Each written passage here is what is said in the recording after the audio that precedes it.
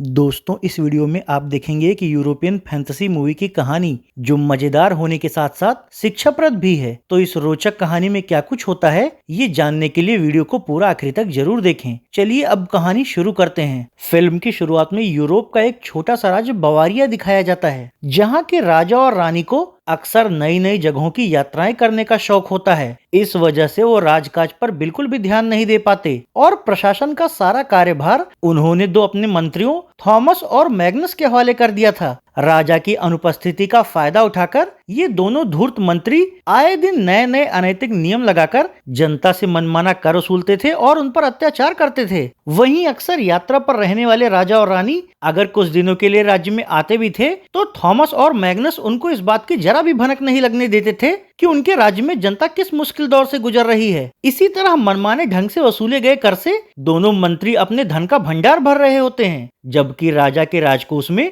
वो सिर्फ वही कर जमा करते थे जो कि सामान्य तौर पर राजा ने घोषित किया था। जनता थॉमस और मैग्नस के शोषण से बहुत परेशान होती है, जबकि बेफिक्र होकर यात्राएं करने वाले राजा और रानी को ये कभी नहीं पता चल पाता कि उनके पीठ पीछे दोनों धूर्त मंत्री जनता के साथ साथ उन्हें भी लूटने में लगे हैं। ऐसे ही एक दिन जब थॉमस और मैग्नस जनता से जबरदस्ती मनमाना कर वसूल रहे होते हैं, तभी डेनियल नाम का एक डाकू वहां आता है। वो बंदूक दिखाकर पहले तो सैनिकों द्वारा इकट्ठा किए हुए कर का पूरा संदूक लूट लेता है और फिर उन सिक्कों को वापस से जनता में ही बांट देता है। इस सब के दौरान एक दो सैनिक उससे भिड़ने की कोशिश भी करते हैं, तो वो उन्हें पीटकर वहां से भाग निकलता है।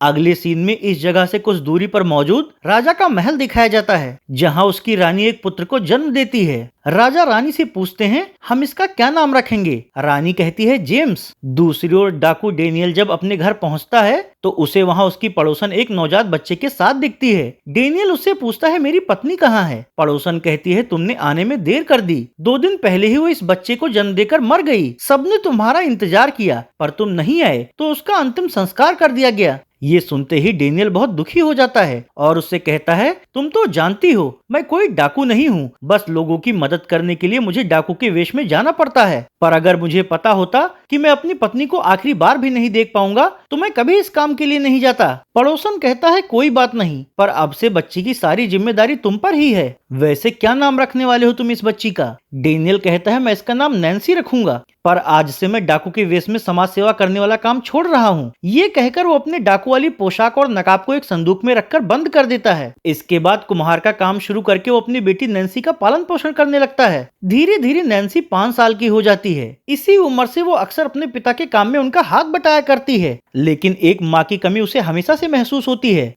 उधर राजकुमार जेम्स भी 5 साल का हो चुका होता है, लेकिन राजा और रानी अब भी अपने राज्य पर ध्यान नहीं देते और राज्य की जिम्मेदारी थॉमस और मैग्नस पर ही होती है। यहाँ तक कि राजा का रानी के साथ यात्राओं पर जाने का सिलसिला अभी भी नहीं रुकता और अब तो वो राजकुमार की जिम्मेदारी भी महल के कर्मचारियों पर छोड़कर रानी के साथ लंबी यात्रा पर जाने लग जाते हैं, जिससे कि बेचारे राजकुमार जेम्स को भी माँ बाप का प्यार नहीं मिल पा रहा होता। वहीं राज्य का पूरा कार्यभार देख रहे दोनों धूर्त मंत्री अपने धन का भंडार भरने में लगे होते हैं। ऐसी परिस्थिति में राजकुमार जेम्स का ज्यादातर वक्त रसोई में काम करने वाली बावर्ची टीना और फ्रेड के साथ ही गुजरता है। इसी वजह से वो राजनीति और शासन प्रशासन के बारे में कुछ भी नहीं सीख पाता। इसी तरह 15 साल बीत जाते हैं। युवा हो चुकी नैन्सी जब भी अपनी माँ की याद में दुखी होती थी तो उसके पड़ोसन उसको दिलासा दिया करती थी। दूसरी ओर एक यात्रा पर गए राजा रानी की मौत होने के बाद थॉमस और मैग्नस ने महल के प्रशासन पर मजबूत पकड़ बना ली होती है, जबकि राजकुमार जेम्स एक अनाड़ी की तरह ना तो राज्य के कारभार के बारे में कुछ सीख पाता है और ना ही कोई राजनीति। इसी मौके का फायदा उठाकर थॉमस और मैग्नस राजगद्दी हथियाने के लिए एक योजना बनाते हैं, जिसके तहत वो राजकुमार जेम्स को कुछ बदसूरत राजकुमारियों की तस्वीर दिखाकर उनसे शादी करने के लिए कहते हैं, पर जेम्स को उनमें से कोई भी लड़की पसंद नहीं आती। हालांकि दोनों मंत्री भी यही चाहते थे कि वो शादी न करे। शादी से इनकार करने के बाद जेम्स हमेशा की तरह रसोई में जाकर बावर्ची टीना तथा फ्रेड से कहता है, मैं अभी शादी नहीं करना चाहता और राजकाज की भी मुझ में कोई समझ नहीं है, इसलिए मैं भी घूमने का सोच रहा हूँ। उसकी बात सुनकर बावर्ची फ्रेड उससे कहता है, तुम्हारे दादाजी भी सामान्य आदमी के वेश में राज्य भर में घूमा करते थे। सामान्य आदमी के वेश में घूमने से उन्हें कोई भी नहीं पहचान पाता था। जेम्स कहता है, मैं भी इसी तरह घूमना चाहूंगा। तो फ्रेड और टीना उससे कहते हैं, रसोई का सामान खरीदने के लिए हम बाजार जाने वाले थे, पर अगर आप चाहें तो सामान्य नागरिक के वेश में खरीदारी के बहाने बाजार घूम सकते हैं। जेम्स को ये सुझाव अच्छा लगता है और वो खरीदारी के बहाने बाजार की ओर निकल जाता है। इत्तेफाक से उस बाजार में नैन्सी भी अपने पिता द्वारा बनाए गए मिट्टी के बर्तन और बाकी की वस्तुएं बेचने के लिए आई हुई होती है। वहाँ घूम रहा जेम्स फल सब्जियां खरीदने के बाद नैन्सी के पास जाकर उससे बर्तन खरीदने लगता है।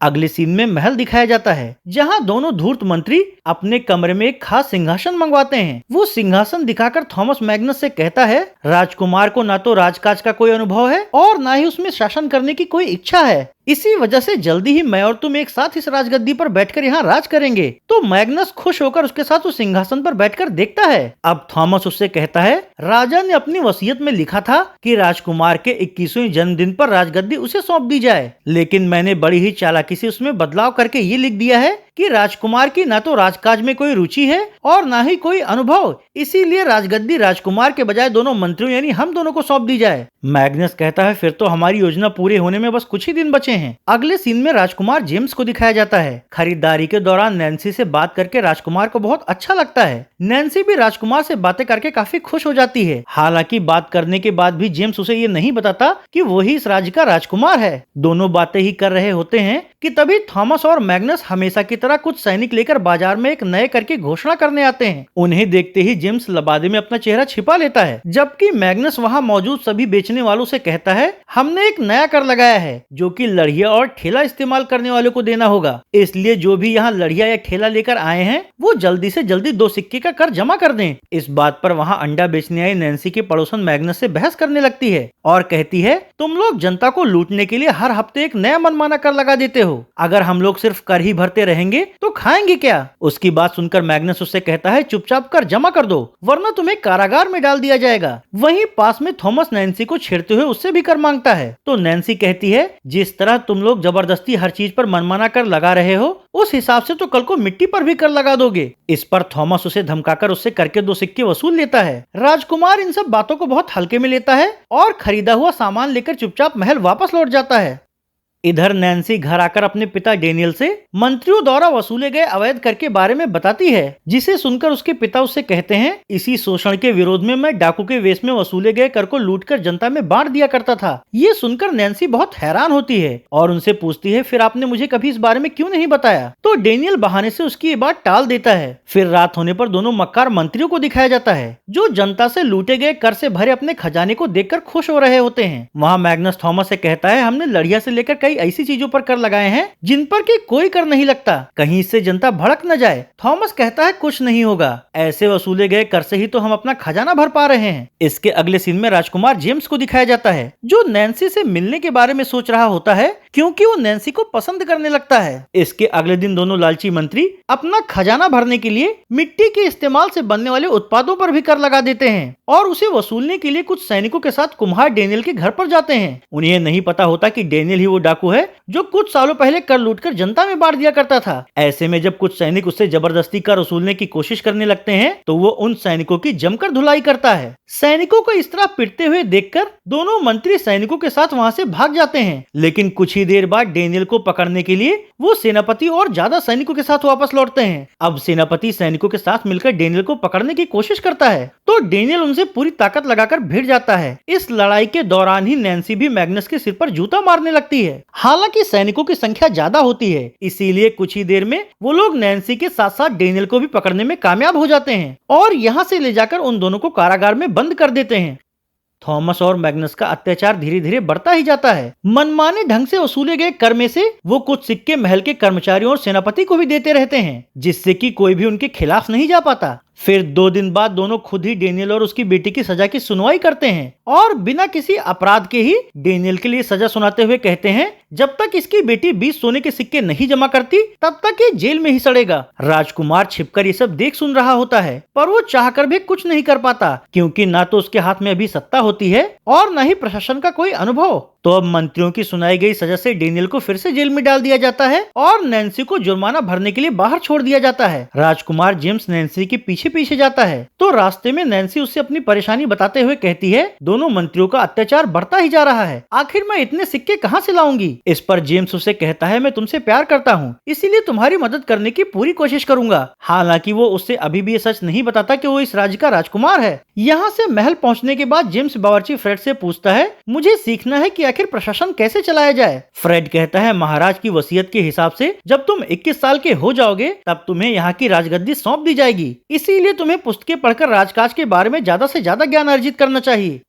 अगले सीन में परेशान नैन्सी को दिखाया जाता है। वहाँ उसकी पड़ोसन उससे बताती है कि किस तरह उसके पिता डाकू की पोशाक में नकाब से चेहरा ढक के अवैध इकट्ठा किए गए कर को लूटकर बांट दिया करते थे। ये सुनते ही नैन्सी को एक उपाय सूझता है और वो अपने पिता के संदूक से उनकी डाकू वाली पोशाक और बंदूक निकाल लेती है। अगले सीन में राजकुमार जेम्स को दिखाया जाता है जो मैग्नस के कमरे में जाता है। उसे देखते ही मैग्नस जनता से वसूले गए कर को छिपाने लग जाता है। वहाँ राजकुमार उससे कहता है मुझे कुछ खरीदारी करने के लिए 20 सोने के सिक्के चाहिए, तो मैग्नस उसे उतने सिक्के दे देता है। वो सिक्के लेकर जेम्स नैन्सी के घर जाता है तो नैन्सी उसे उन सिक्कों के लिए धन्यवाद देती है और उन सिक्कों से हर्जाना भरकर अपने पिता को छुड़वा लाती है। हालांकि उसे अभी भी ये नहीं पता चल पाता कि जेम्स राजकुमार है। नैन्सी भी अपने पिता की तरह ही इंसाफ करना चाहती थी, इसीलिए रात होने पर वो अपने पिता की डाकू वाली पोशाक पहनकर चुपचाप महल में दाखिल होती है और वहाँ सामने खड़े एक सैनिक के मुंह में कपड़ा ठूसकर उसे रस्सी से बांध देती है। हालांकि फिर वो जैसे ही राजकुमार के कमरे में जाती है तो वहाँ जेम्स को देखकर हैरान रह जाती है।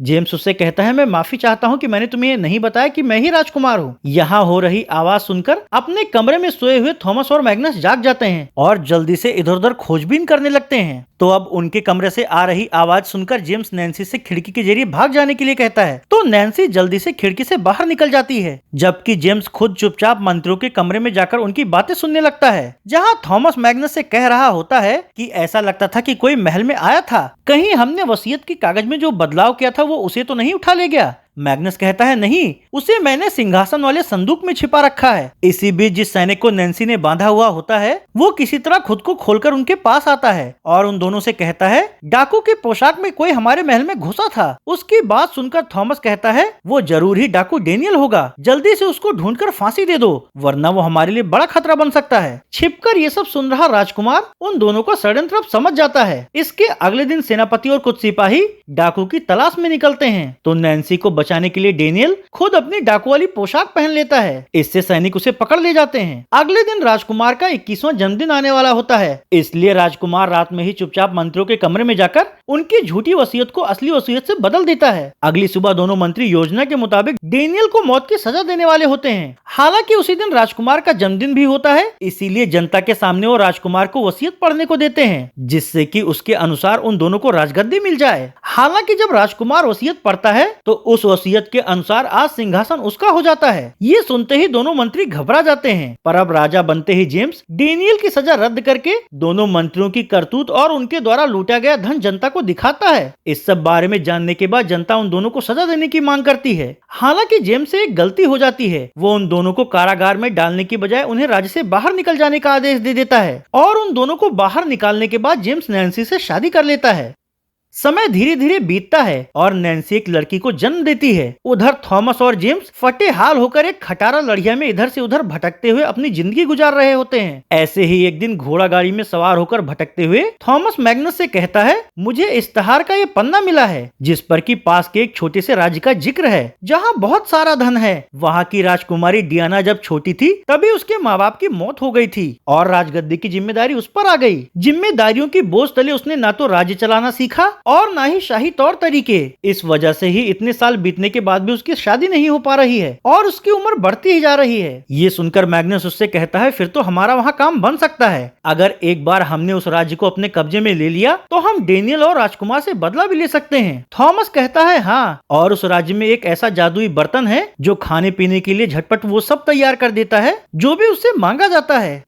अगले सीन में राजकुमारी डियाना को दिखाया जाता है जो कि उसके महल में शादी का रिश्ता लेकर आए हुए एक राजकुमार को गलती से तीर से घायल कर देती है। इससे नाराज होकर वो राजकुमार वहां फिर कभी न आने को कहकर वापस चला जाता है। इसके बाद महल के अंदर आने पर डियाना की खास सेविका उससे कहती है ये 25वां वर था राजकुमारी जो कि बिना शादी किए ही लौट गया। डियाना कहती है हाँ, मेरी उम्र भी 40 साल की हो चुकी है, हर बार मेरी ही गलती से कुछ न कुछ गड़बड़ हो जाती है। सेविका कहती है उम्मीद है आपको कोई ऐसा अनुभवी सलाहकार मिल जाए जो यहाँ का राजकाज चलाने में आपकी मदद कर सके, इससे आप खुद पर ध्यान देने के लिए वक्त निकाल पाएंगी। अगले सीन में दोनों धूर्त मंत्रियों को दिखाया जाता है जो अपनी खटारा बग्घी में सवार होकर डायना के राज्य में पहुंच जाते हैं। बग्घी से नीचे उतरने पर राज्य का एक मजदूर उन्हें भिखारी समझकर उनसे कहता है हमारे राज्य में कोई भिखारी नहीं रहता। इस पर वो दोनों झल्लाते हुए उससे झूठ बोलते हैं और कहते हैं हम दोनों दूर के राज्य के राजदूत हैं। जब हमें यहाँ की राजकुमारी के इश्तेहार के बारे में पता चला तो हम उसके साथ अपना प्रशासनिक अनुभव साझा करने के लिए आ रहे थे, लेकिन रास्ते में लुटेरों ने हमारा सब कुछ लूट लिया, इसीलिए हमारी ऐसी हालत हो गई है। ये सुनकर मजदूर उनके आने की सूचना महल तक पहुँचा देता है। तो डियाना उन दोनों की सच्चाई जाने बगैर ही उन पर भरोसा करके उन्हें अपने राज्य का प्रशासक नियुक्त करके अपना सलाहकार बना देती है। महल के अंदर दोनों की जमकर खातिरदारी होती है और दोनों डियाना से कहते हैं, हमारे पास 40 साल से ज्यादा का राजनीतिक अनुभव है, इसलिए आप बेफिक्र होकर अपने काम को वक्त दीजिए, राज्य की जिम्मेदारी हम संभाल लेंगे। उनकी ऐसी बातों से बेफिक्र होकर डियाना कुछ दिनों के लिए आसपास के क्षेत्र में भ्रमण करने के लिए चली जाती है। इसी दौरान एक दिन जेम्स का सेनापति अपने सभी सैनिकों के साथ डियाना के राज्य में आता है। वहाँ दोनों मंत्रियों को प्रशासक की भूमिका में देखकर वो चौंक जाता है। तो दोनों मंत्री उससे कहते हैं, हैरान मत हो, बताओ तुम लोग यहाँ क्यों आए हो। इस पर सेनापति उससे कहता है, जेम्स ने अपनी सेना भंग कर दी है। उनका कहना है कि वो शांति से राज करना चाहते हैं, इसीलिए उन्हें सेना की जरूरत नहीं है। ऐसे में हम लोग बेरोजगार हो चुके हैं। सेनापति की इस बात से थॉमस को एक खतरनाक योजना सूझती है और वो सेनापति से कहता है, तुम्हें पहले की तरह ही हमारे लिए काम करना होगा। आज से मैं तुम लोगों को यहाँ की सेना में शामिल करके सेना का प्रमुख बना देता हूँ। सेनापति इसके लिए खुशी खुशी तैयार हो जाता है।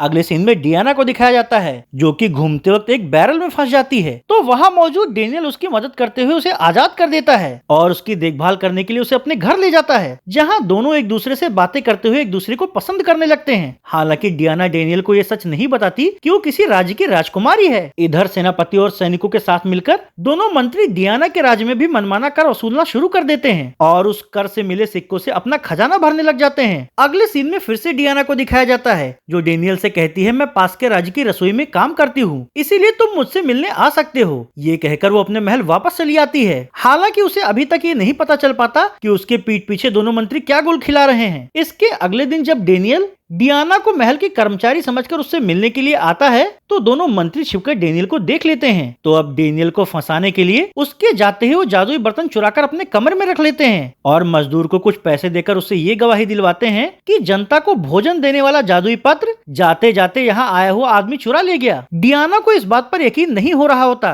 पर दबाव में आकर उसे सिपाही भेजकर डेनियल को गिरफ्तार करवाना पड़ जाता है। हालांकि फिर जब वो डेनियल से कारागार में उसका पक्ष जानकर वापस लौटती है, स्त्रियों और झूठ बोलने वाले मजदूर की बातें सुन लेती है, जिससे कि उसे सारा सच पता चल जाता है। इससे नाराज होकर उन दोनों के कमरे में जाती है। उस वक्त दोनों धूर्त मंत्री जनता से लूटा हुआ कर इकट्ठा करके बैठे हुए होते हैं। अब राजकुमारी को वहाँ देखकर दोनों उससे कहते हैं, अगर तुम्हें हमारा सच पता ही चल गया है तो ये भी जान लो यहाँ के सभी सुरक्षा कर्मी अब मेरी मुट्ठी में हैं। राजकुमारी को गिरफ्तार करवा के उसे डेनियल के पास के कारागार में बंद करवा देते हैं। अब मैग्नस थॉमस से पूछता है, हम इस बारे में जनता को क्या जवाब देंगे। थॉमस कहता है, अपनी सेना भर्ती करने के बाद कोई हमारा विरोध करने की हिम्मत नहीं कर पाएगा और हम जनता से ये कहेंगे कि राजकुमारी ने अपनी शादी के लिए जादुई पात्र का सौदा एक कुम्हार के हाथ कर लिया था, इसीलिए जनता की भलाई के लिए हमने राजकुमारी को गिरफ्तार कर लिया है। पर हम ज्यादा दिन इन दोनों को जेल में नहीं रखेंगे और कल ही दोनों को देशद्रोही घोषित करके उन्हें फांसी पर चढ़ा देंगे। डियाना की सेविका को जब इस बात की खबर लगती है तो वो रात के वक्त जादुई बर्तन के इस्तेमाल से बेहोशी का काढ़ा बनाकर